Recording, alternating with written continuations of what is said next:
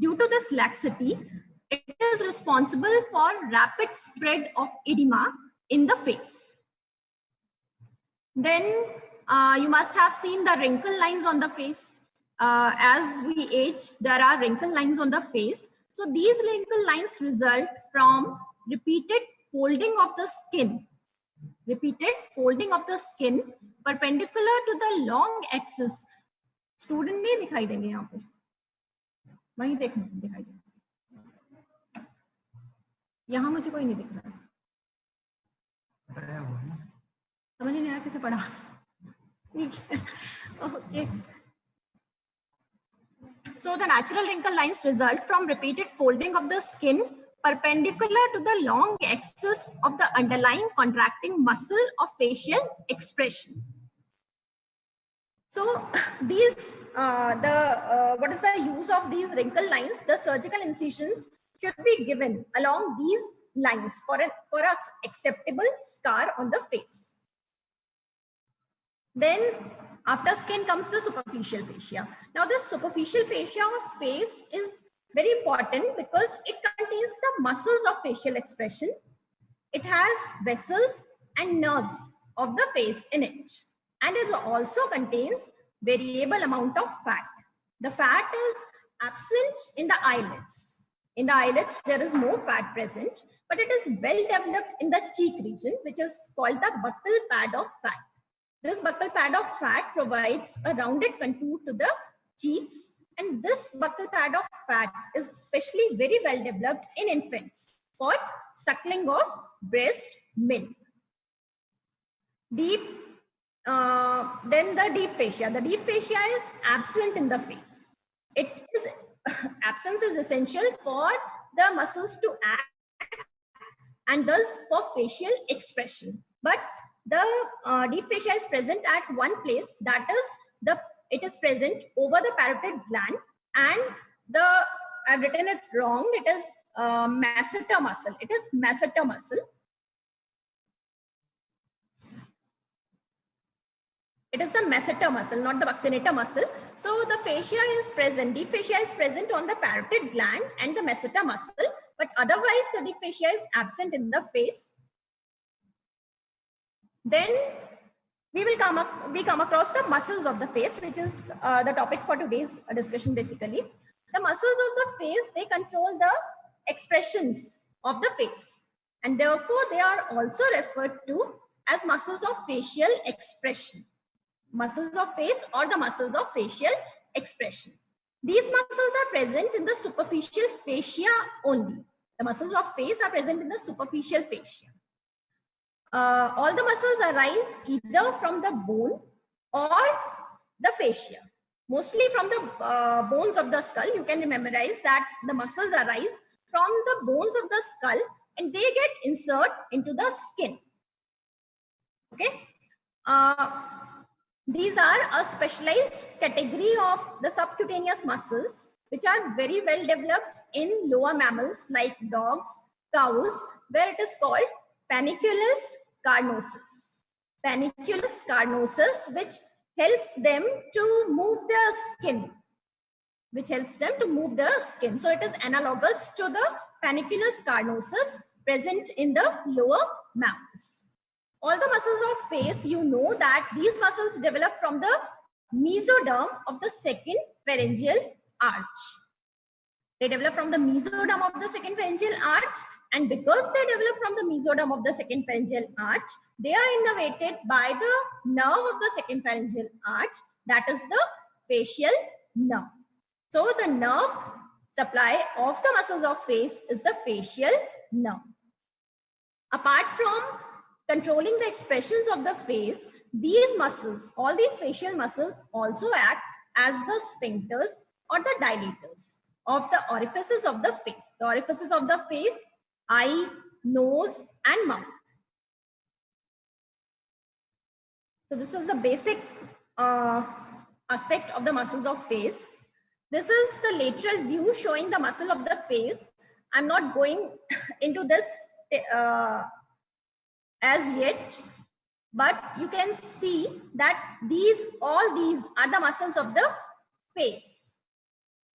the muscles of the other in the muscles of the facial expression also includes, other than the muscles of face, also includes the muscle of the scalp, that is the occipitofrontalis, the muscles around the auricle, that is the muscles around the auricle, and one muscle present in our neck, that is platysma. That is platysma.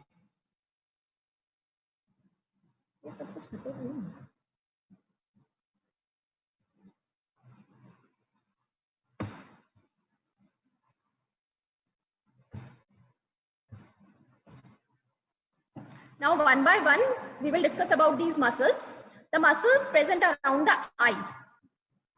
The muscles present around the eye are orbicularis oculi, corrugator supercilii, frontalis, and levator palpebrae superioris. We are going to discuss the first two muscles, that is orbicularis oculi and corrugator supercilii. The frontalis has already been discussed in the scalp region, and the levator palpebrae superioris, though it is present around the eye, but this is one of the orbital muscles, and we will discuss it in the orbit region. So, the muscles, first muscle is orbicularis oculi. This orbicularis oculi,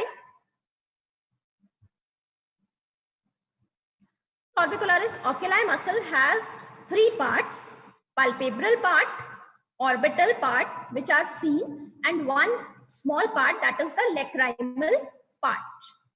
Now, this orbital part arises from the medial palpebral ligament, frontal process of maxilla, and the frontal bone. Then the fibers, they sweep around the eye in a circular manner, and they uninterruptedly they reach their point of origin. Okay, so this is the orbital part of orbicularis oculi. Then the action of this orbital part is to close the eyelids tightly or forcefully. The action of the eyelids is to close the this orbital part is to close the eyelids tightly, and it also helps in winking. ठीक है, आंख मारने में भी मदद करती है ये. Then the palpebral part of orbicularis oculi. The palpebral part of orbicularis oculi, this arises from the medial palpebral ligament present on the medial margin of the orbit. These fibers then sweep laterally over the upper eyelid and the lower eyelid, and they get attached onto the lateral palpebral ligament. These words are new for you. We are not going into the depth of these words. They are not of any use for you. Just remember that it arises from the medial palpebral ligament, and it ends or gets inserted into the lateral palpebral ligament, and it sweeps the upper and lower eyelids laterally. The action of this palpebral part is to close the eyelids gently as we sleep.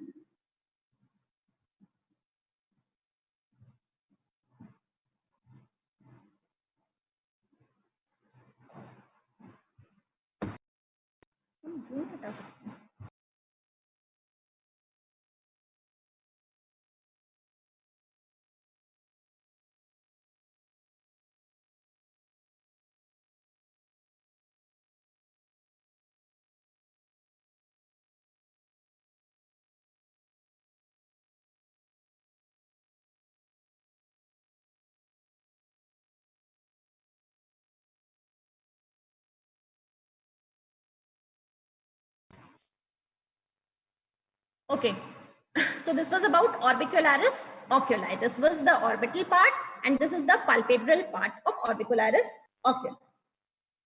Next muscle is corrugator supercilii. Corrugator supercilii, it is present deep to the frontalis part of occipitofrontalis. Therefore, occipitofrontalis has been cut here to see the corrugator supercilii. This corrugator supercilii, this arises from the This corrugator supercilii arises from the medial part of the superciliary arch.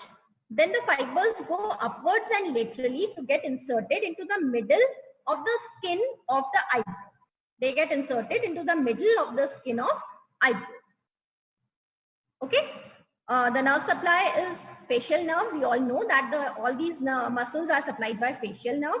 And the corrugator supercilii draws the eyebrows medially and downward, so that it produces vertical wrinkles on the forehead. It produces vertical wrinkles on the forehead. We will see the pictures of the expression produced by individual muscles later on.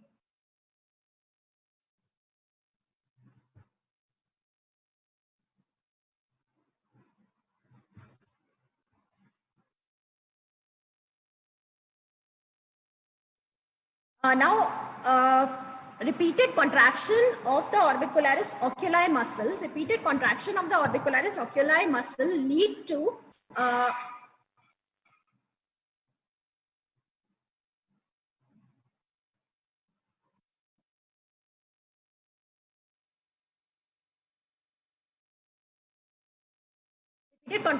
the orbicularis oculi muscle. What will it do? It will pull the skin of the forehead, of the lateral side of face and the cheek towards the eye, leading to a crow feet-like pattern, which leads to, in the later age, it will cause crow wrinkling, which is called crow feet. If the orbicularis oculi gets paralyzed, what will happen? The eye will not be able to close. There will not be, the eye will not be able to close. The person will not be able to close his or her eyes. Along with that, the lower eyelid, as you can see that the lower eyelid falls or droop down. The lower eyelid droop down away from the eyeball. The lower eyelid droop down away from the eyeball. This condition is called ectropion. This condition is called ectropion. And this ectropion, if the person has ectropion, what will happen? That his or her conjunctival sac will not be able to collect the tears in his eyes, and therefore there will be rolling of tears onto the cheek, which is called epiphora. Okay, so orbicularis oculi muscle paralysis will lead to non-closure of the eyes, along with the problems like ectropion and epiphora.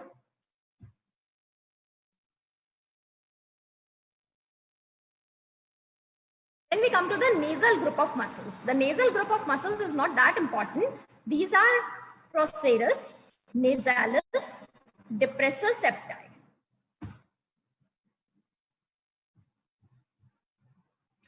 This first about the nasalis muscle. All these muscles, procerus, nasalis, and depressor septi, these are not very well developed because the anterior nares are always open. We don't need to open and close them alternatively. They are always open. Therefore, these muscles are not very well developed. So first, the nasalis. The nasalis has two parts, a transverse part and an alar part. A transverse part and alar part. This is the nose. This is the bridge of nose. This is the tip of nose. And these are the two alae of nose.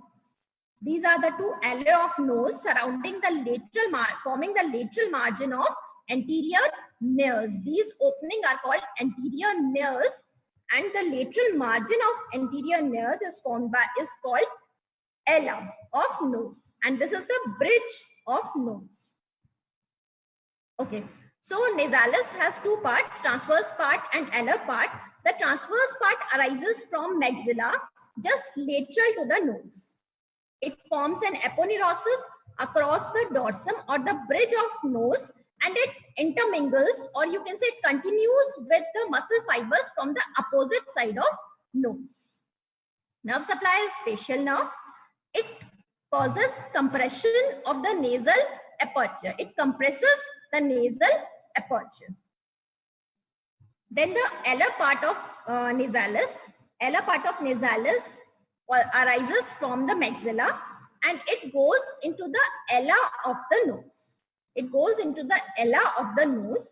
So what it does, it draws the nose, it draws the nasal cartilage downwards and laterally, and therefore it causes opening of the nostril. So what is the action of nasalis? Nasalis causes opening of the nostrils or the nares.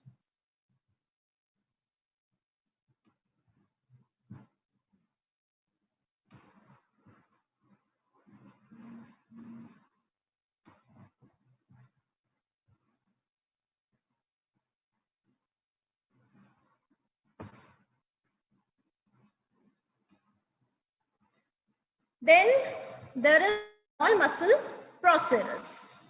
Procerus arises from the nasal bone. This is procerus. This arises from the nasal and it gets attached at the skin over the root of the nose. It gets attached to the skin over the root of the nose.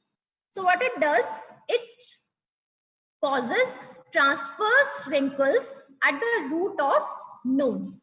It causes transverse wrinkles. When it contracts, it causes transverse wrinkles at the root of the nose. Then third muscle around the nose is the depressor septi. Depressor septi. Depressor septi, this is the depressor septi muscle.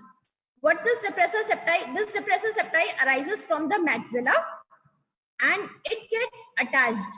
It arises from the maxilla and it gets attached onto the mobile part of the nasal septum. The anterior part of the nasal septum, the midline septum, which divides our nose into right and left halves, is the nasal septum. Its anterior part is mobile. So this depressor septi, this gets attached into the mobile part of the nasal septum.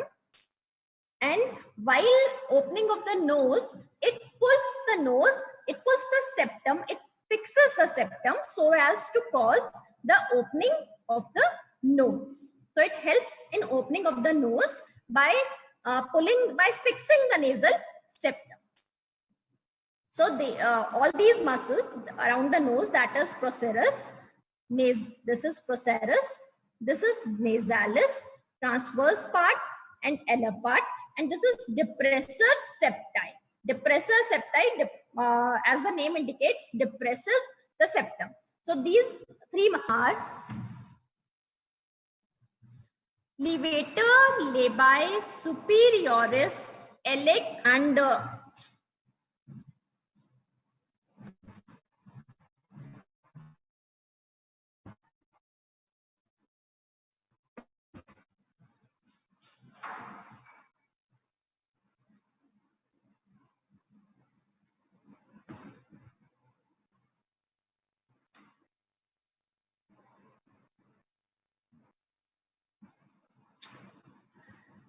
so this muscle has two types of fibers: extrinsic or superficial fibers and intrinsic or deep fibers. The superficial fibers, they are formed simply by all the muscles which are converging towards the mouth. Okay, all the muscles present around the upper lip, all the muscles present around the lower lip, all these muscles converge towards the mouth and they form this circular muscle that is called orbicularis oris. That is called orbicularis oris. This is the extrinsic or the superficial part of orbicularis oris. It also has some deep fibers or the intrinsic fibers, which are nothing but the muscle fibers which traverse from the skin to the mucous membrane of the lips.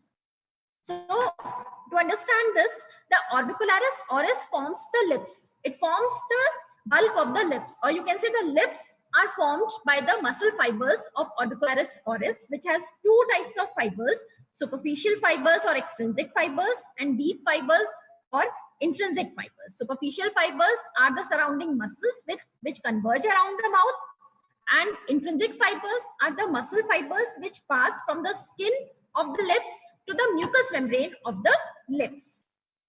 It also receives some incisive slips from the jaw towards the lip. So this orbicularis oris muscle, this forms an ellipse around the mouth, as you can see. and because it forms the lips, so it helps in talking, speaking, and it closes the lips, pursing of lips, twisting of lips. It can do a variety of movements.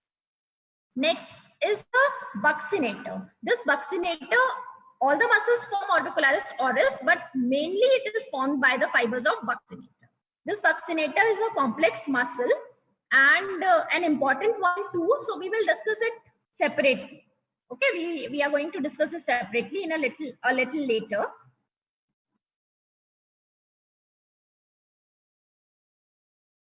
We talked about all these muscles.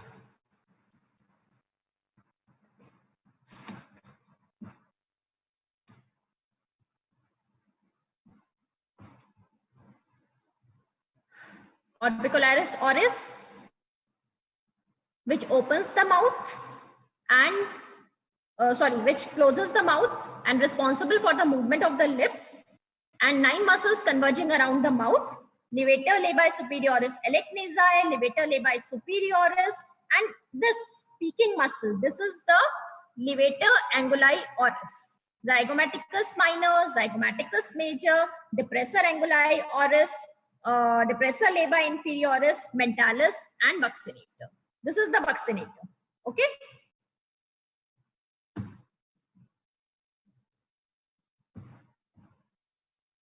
So buccinator, the another name for buccinator is Bugler's muscle or trumpeter's muscle.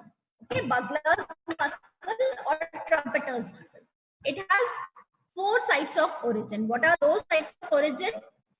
The outer surface of the alveolar process of maxilla opposite 3 molar teeth. A fibrous band that extends from the pterygoid humilus to the maxillary tuberosity. You have not gone through the norma lateralis now. So if you see the skull from the lateral side, you can appreciate the lateral aspect of maxilla, and on the posterior aspect of maxilla there is a tuberosity called maxillary tuberosity. Just behind the maxilla you will find this plate like structure. This is the lateral pterygoid plate of sphenoid bone. Okay, and you can find this protuberance from this notch like structure from protruding below. This is the pterygoid humilus. Okay, so from this pterygoid humilus goes a tendon like structure towards the maxillary tuberosity, which is called pterygomaxillary raphe. Okay, similarly another raphe extends from the pterygoid humilus to the mandible behind the 3rd molar tooth. First, second, third. Behind the 3rd molar tooth, a green color. This green colored line is the pterygomandibular raphe. So this is the 3rd origin of the buccinator muscle. Buccinator muscle will arise anteriorly. Okay. And 4th origin is from the outer surface of alveolar process of mandible opposite 3 molar teeth. So it arises from maxilla, from mandible, and from 2 raphe, pterygomaxillary raphe and pterygomandibular raphe. Okay, these fibers from laterally pass forwards and medially because they have to reach the mouth. So while passing forwards and medially, they fill the gap between the upper and lower jaw. All this gap, this will be filled by the buccinator muscle, by the fibers of buccinator muscle. Okay. As the buccinator muscle arrives towards the angle of mouth, it divides into, or you can say its fibers are arranged into upper, intermediate, and lower group. Okay, fibers are arranged in upper, intermediate, and lower group. This is the pterygomandibular raphe. Okay, this white line is the pterygomandibular raphe, and anteriorly it gives origin to the buccinator muscle. Whole of this muscle is buccinator, divided into upper, middle, and lower fibers as it reaches towards the mouth. So on reaching to near the angle of mouth, the upper fibers pass into the upper lip, the lower fibers will go. एक line नीचे नहीं आ रही है, line cut जा रही है. So this is the expression of surprise, है ना? Surprise, horror, fright. What happens here? There is transverse wrinkling on the forehead. Muscle responsible is frontalis. So for the expression of surprise, horror, fright, the muscle is frontalis. Similarly,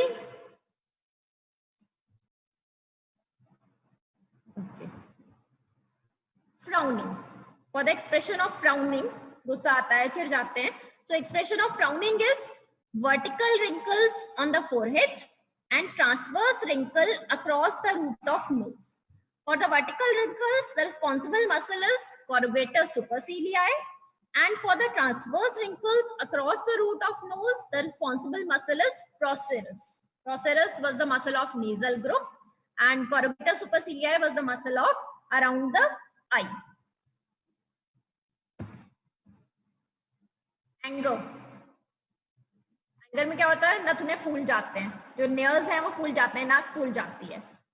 Dilatation of anterior nasal aperture by way of dilator naris.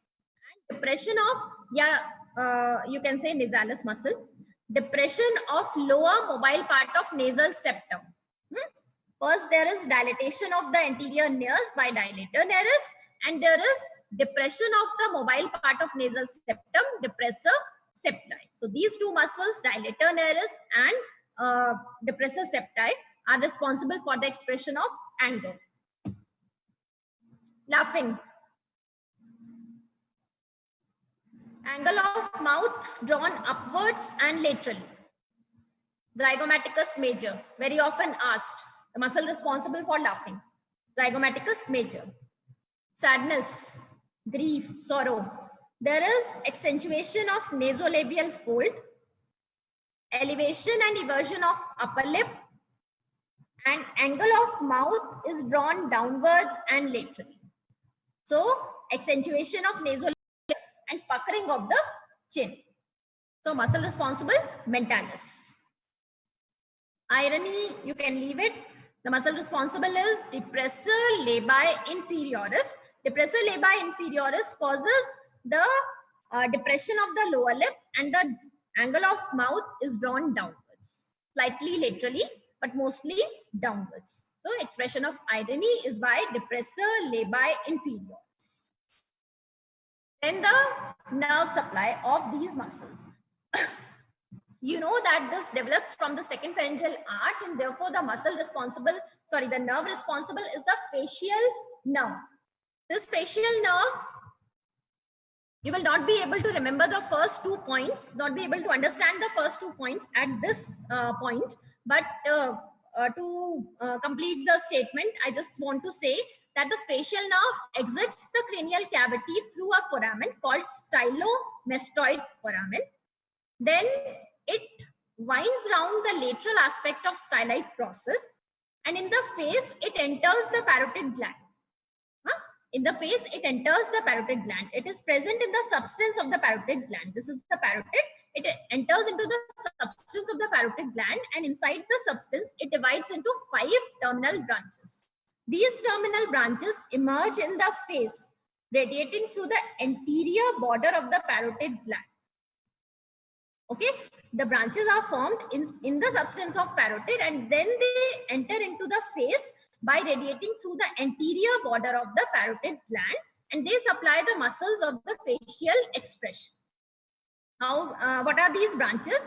These are the green one is the temporal branch, purple is the zygomatic branch, then yellow is the buccal branch, which divides into upper buccal and lower buccal branches. Then there are mandibular branches. This blue one is the mandibular branch, and 5th one is the cervical branch. Okay, cervical branch. How to memorize this? Put your palm onto your auricle and spread your hand onto your face like this. So your fingers and your thumb will be representing the terminal branches of the facial nerve, which are supplying all the muscles of the facial expression. So this is the temporal, zygomatic, buccal. This buccal branch will further divide into a upper buccal and a lower buccal branch, mandibular branch and cervical branch. Okay. I don't think that you need to know about the individual nerve supply of these branches, which muscle these branches are supplying. So I'm omitting that because I don't have time. These are the muscles seen from the anterior aspect. There's nothing special in this picture. My God, I didn't include it. I'll be covering the Bell's palsy in my next class. I think I